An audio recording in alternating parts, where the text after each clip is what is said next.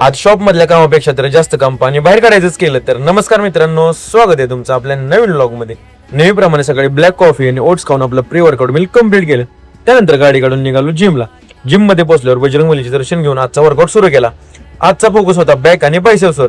सुरुवातीला heavy back workout केला आणि त्यानंतर हार्ड बायसेप सेशन करून एकदम खतरनाक पंप आणला.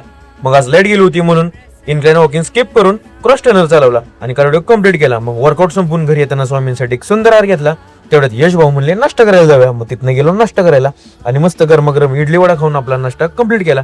घरी पोहोचल्यावर घेतला आपला प्रोटीन शेक आणि आवरायला गेलो. आवरून शांतपणे स्वामींची पूजा करून त्यांचे आशीर्वाद घेतले. त्यानंतर बॅग घेऊन निघालो आपल्या रोजच्या उद्योगाला. शॉपवर पोहोचून शटर ओपन केलं आणि काउंटर स्वच्छ साफ करून आपला सेटअप लावला. पण तुम्हाला तर माहिती भावांनो, पाऊस पडला की शॉप समोर सगळं तळस होतं. मग काय, हातात वायपर घेऊन चालू केली पाणी काढायची ड्युटी.